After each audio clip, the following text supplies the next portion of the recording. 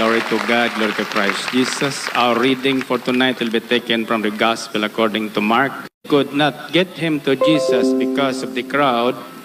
They made an opening in the roof above Jesus, and after digging through it, lowered the mat the paralyzed man was lying on.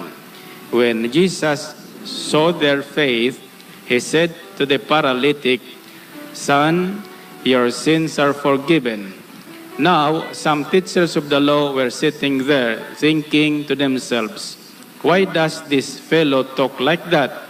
He is blaspheming. Who can forgive sins but God alone?"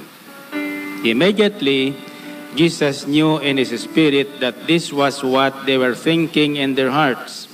And he said to them, "Why are you thinking these things? Which is easier, to say to the paralytic, 'Your sins are forgiven,' or to say, 'Get up, take your mat and walk'? But that you may know that the Son of Man has authority on earth to forgive sins," he said to the paralytic, "I tell you, get up, take your mat and go home." He got up, took his mat, and walked out in full view of them all. This amazed everyone, and they praised God, saying, "We have never seen anything like this." Purihin natin ang Panginoon. Purihin ang Diyos. Glory to Christ Jesus. Brothers and sisters, mahangin ngayon. Tinatabaan ba kayo ng hangin? Lahat na tinatamaan ng hangin ay pinagagaling ng Panginoon. Purihin natin ang Panginoon. Purihin ang Diyos. Kumusta na kayo? Nagising na ba kayo at nakabangon sa katotohanan? Ibig nyo bang makakita at makaranas ng mga kagilag-gilalas at kamangha-manghang bagay? Sinong ibig? Tas ang kamay?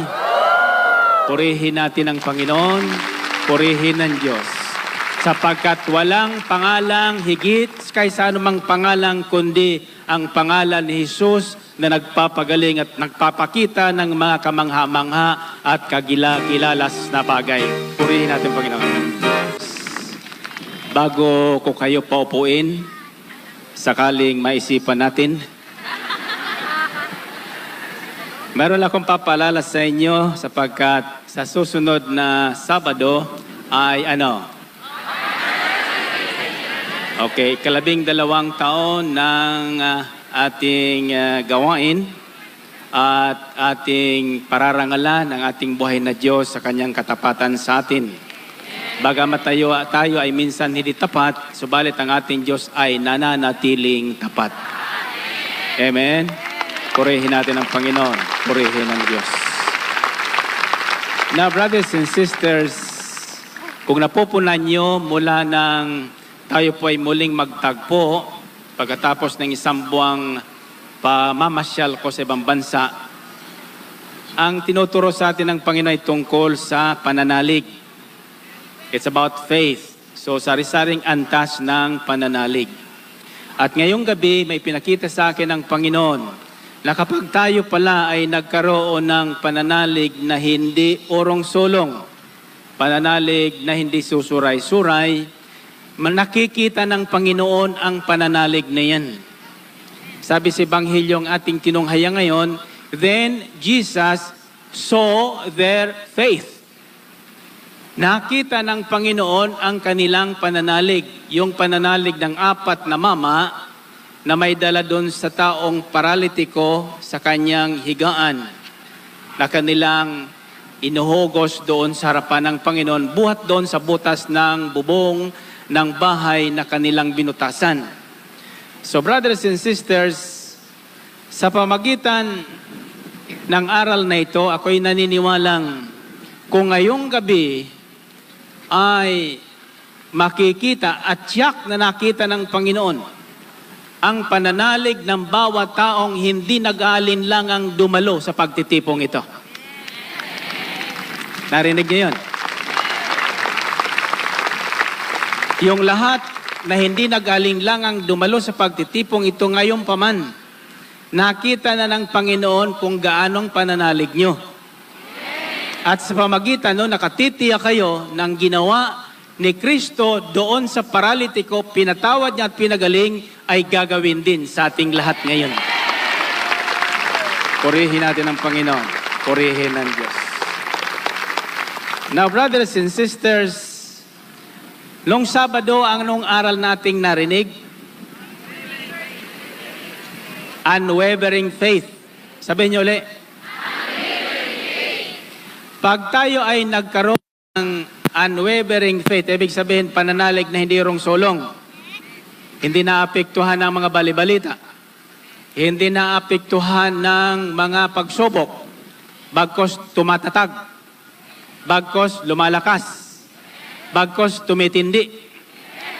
Ang pananalig at pag-ibig niyo sa Diyos ay tumitindi.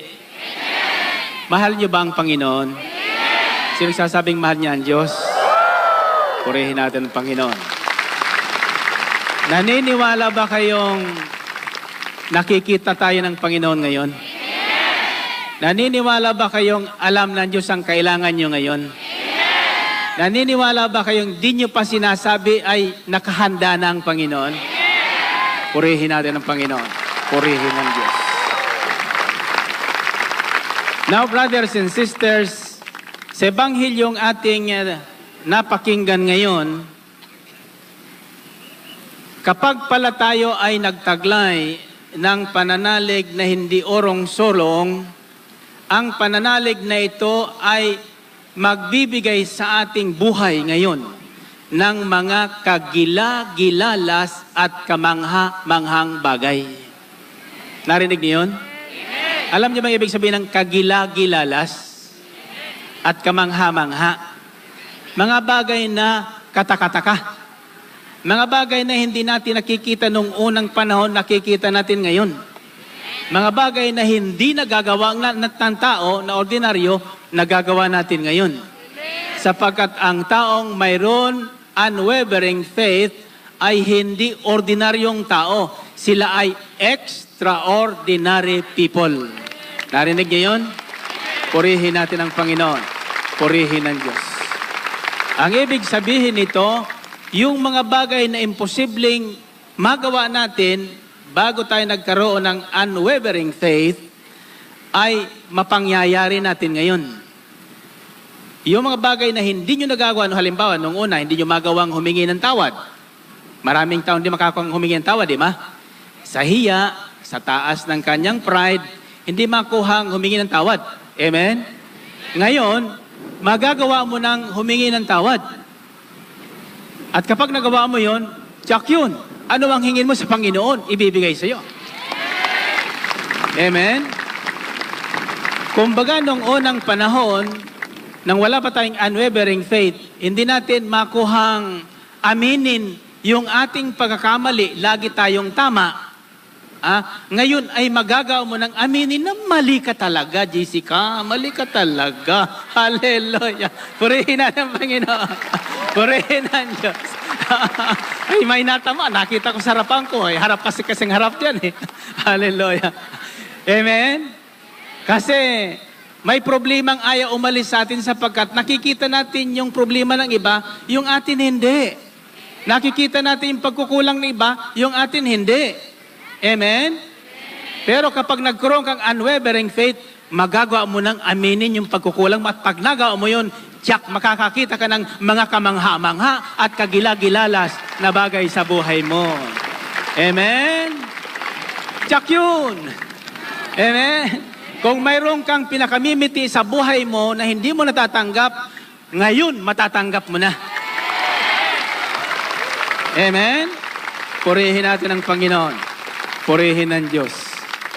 Sabihin nyo nga, Brother Mike, paano ka naman? Nakatitiyak.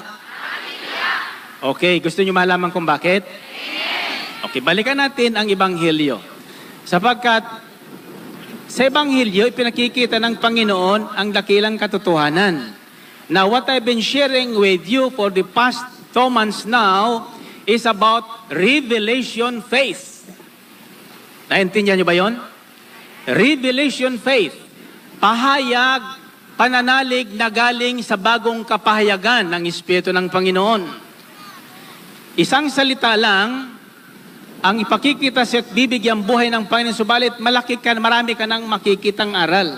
For example, sa video ngayon, mayroon kong bibigyan diin. Pakinggan nyo muli. Babasahin ko, huwag kayong maingay upang ito'y maiuwi nyo. At kapag ito'y tinandaan nyo, magbilang na kayong araw buhat ngayon. Bago dumating ang Sabado, ang 12 prayer request nyo, tutugunin ng Panginoon. Amen? Naniniwala ba kayo? Naniniwala ba kayong lahat na dadalo sa ating overnight ay tatanggap ng 12 himala? Sir, niwala sa kamay? Yung naniniwala, tumalungan ng 12?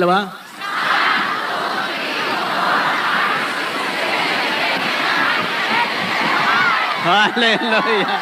Purihin natin ang Panginoon. Purihin ang Diyos. Basta sa himala, talagang pagpapagura natin. Amen?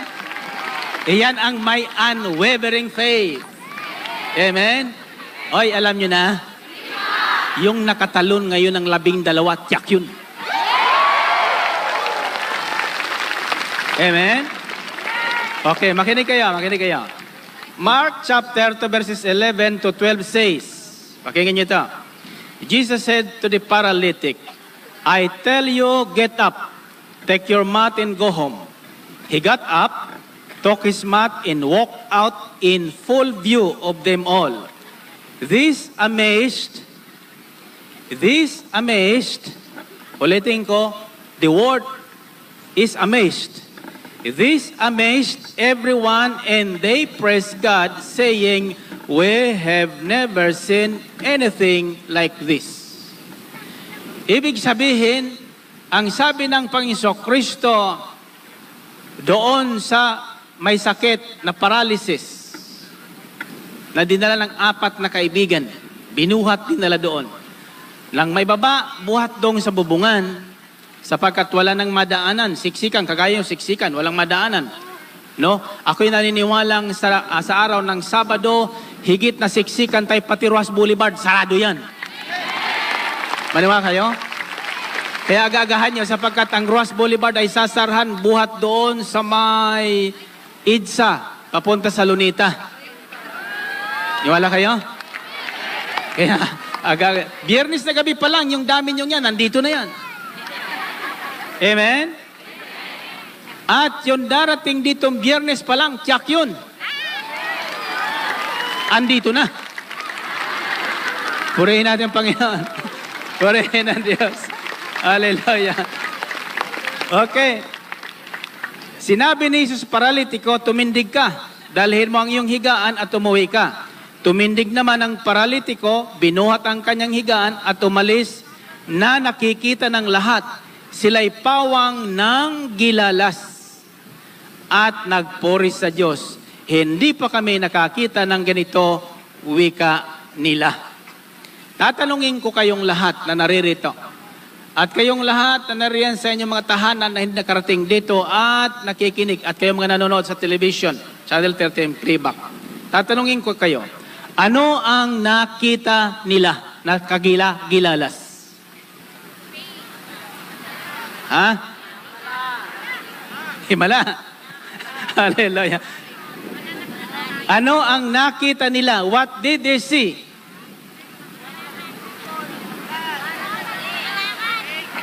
Kayo riyan, anong nakikita nyo? Ha? Nakikita nyo yan eh. Mata ang ginagamit nyo eh. Kayo mga naririyan sa inyong tahanan, ano ang nakikita nyo?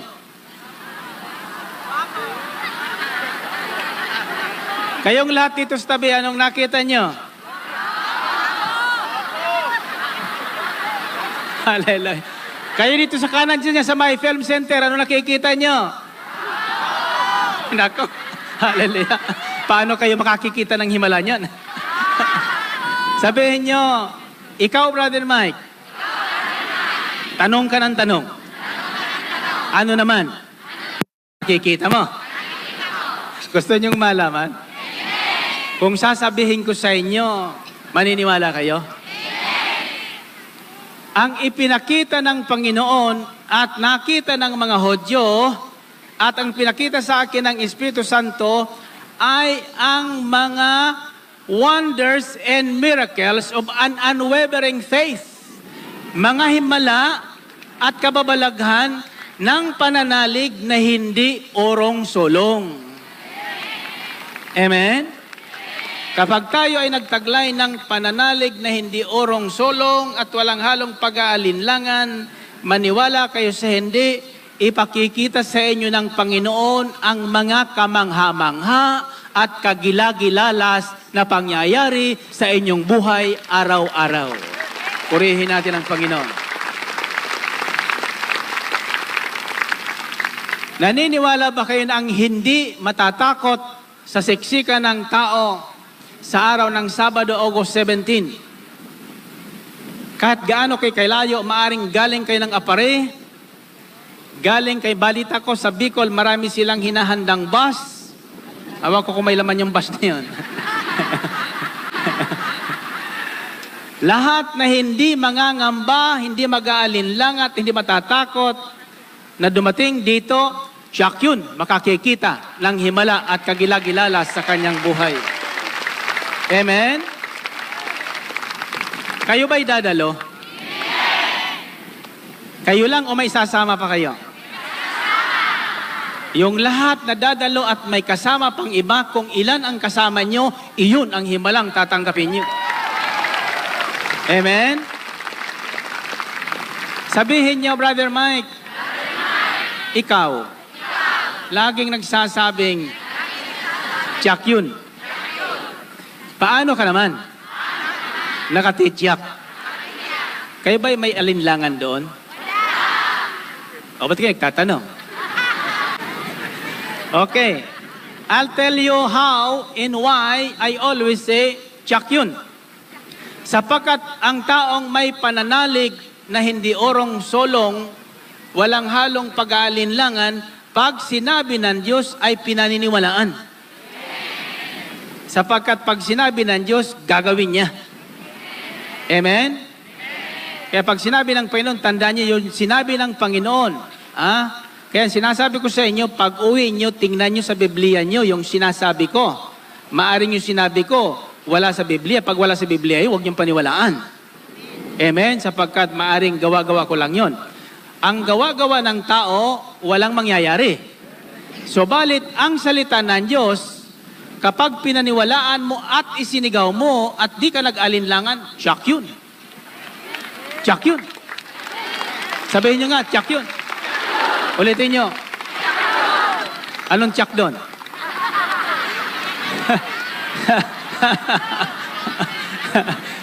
Tiyak yun, susundan ng tanda, himala at kababalaghan. Amen? Okay. Nagtatanong na rin kayo kung saan ko kinuha yan. Hebrews 11, chapter 11, verse 1 says, faith is being sure of what we hope for and certain of what we do not see. Narinig yun? Faith is being sure.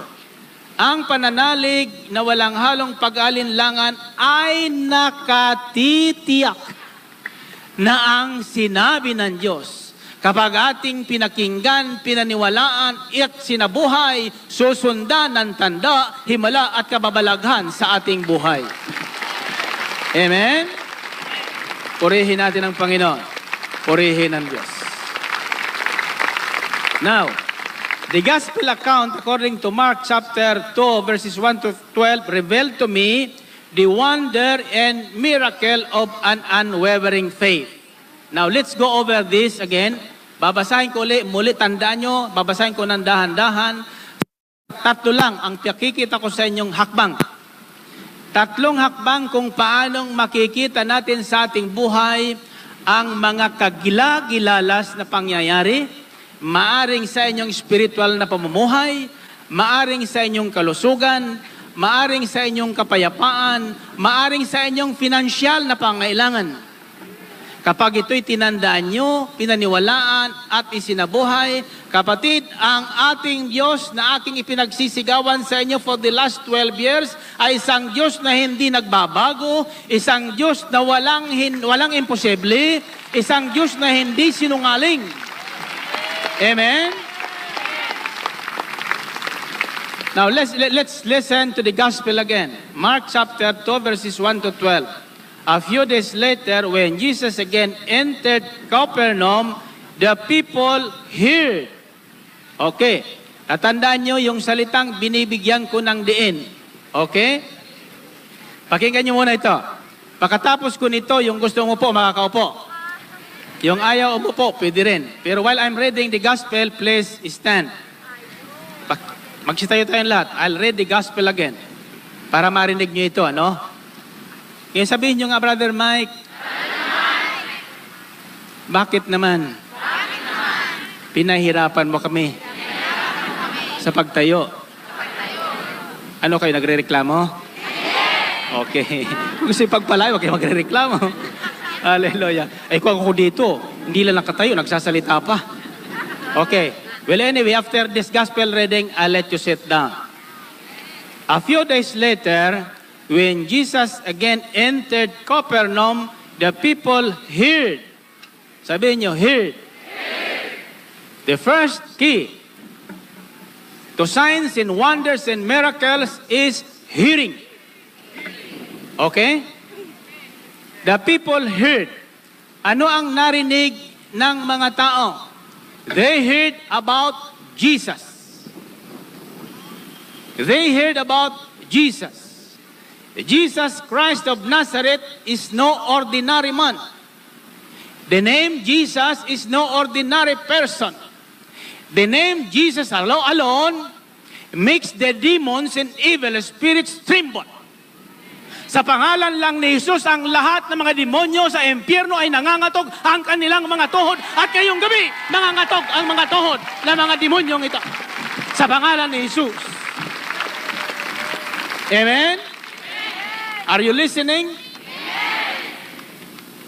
The name Jesus alone was heard. Narinig lang nila na si Jesus ay dumating. Sa ating pagtitipon, kung natatandaan nyo, ang tatlong awit na hindi natin pinapalitan. These were the theme songs inspired of me on the first night I went on radio broadcast. Bless the Lord, O my soul. El Shaddai, purihin ang Panginoon si Kristo ay narito na. Do you understand the lyric of the song? Ang tatlong awit na hindi natin pinapalitan. These were the theme songs inspired of me on the first night I went on radio broadcast. Bless the Lord, O my soul. El Shaddai, purihin ang Panginoon si Kristo ay narito na. Do you understand the lyric of the songs? Yes. Sa tatlong awit lang na ito, kung aawitin natin galing sa ating puso, ang mga demonyo ay nangangatog na. Yes. Amen? Kaya walang tao, anuman, 10 mang demonyo ang gumapo sa buhay mo ng mahabang panahon, kapatid, sa gabing ito, babaguhin ka ni Kristo. Yes. Amen? There's power behind that name. If you hear the name of Jesus spiritually, by faith, kasi marami nakarinig na sa pangalan ni Jesus, subalit naririnig ng kanilang tainga. The hearing I'm trying to share with you is different. It's the hearing of faith. Pakinig ng pananalig. Kapag tayo ay nakinig na may pananalig, kapatid, yung dinakikita ng kapitbahay mo, pakikita ng Panginoon sa iyo. Amen? A few days later, when Jesus again entered Capernaum, the people heard that he had come home. So many gathered that there was no room left, not even outside the door. And he preached the word to them, like what we are doing right now. Many people are asking what's happening with El Shaddai. I am spending your every single centavo contributed into this ministry to proclaim the powerful of God, Word of God, in the name of the Lord our God. Amen. We are not going to build any physical church. We are building the house of the Lord. And the house of the Lord is you. The house of the Lord is you. The house of the Lord is you. The house of the Lord is you. The house of the Lord is me. Amen? Tayo ang tahanan ng buhay na Diyos. At ang sino mang kinakasihan ng Espiritu ng Diyos, sumasa kanya ang Diyos. At ang sino mang taong kinakasihan ng Espiritu ng Diyos, kapag siya'y nangusap, salita ng Diyos, ang salita ng Diyos, may buhay at may kapangyarihan. Tiyak darating ang susundan ng himala at kababalagan sa buhay. Amen. Gaano mang katigas ang puso mo, gaano mang kapiloso po ang utak mo kapatid, 10 doctorate's degree ang pinag-aralan mo, kapag ang salita ng Diyos ang dumating sa iyo, hihiwain daw ang kasuan mo, di mo nalalamang bakit nanlalambot na ang tuhod mo. Amen? At tiyak yun, ang taong susuko sa salita ng Diyos, sasamahan ng Diyos, pagpapalain ng Diyos, ituturing na anak ng kataas-taasang Diyos. Purihin natin ang Panginoon. Purihin ng Diyos. And he preached the word to them. Some men came bringing to him a paralytic, carried by 4 of them. Since they could not get him to Jesus because of the crowd, they made an opening in the roof above Jesus, and after digging through it, lowered the mat the paralyzed man was lying on. When Jesus saw their faith, when Jesus saw their faith, sabihin nyo ngayon. Ulitin nyo. Ano ang nakita ng Panginoon? Hindi nakita ng Panginoon yung paralitiko. Hindi nakita ng Panginoon yung 4 na tao. Ang nakita ng Panginoon ay ang kanilang unwavering faith. Amen? Sabihin niyo, Brother Mike, paano mo nasabing mayroon silang unwavering faith? Okay, I'll finish this first. Babalikan ko yan.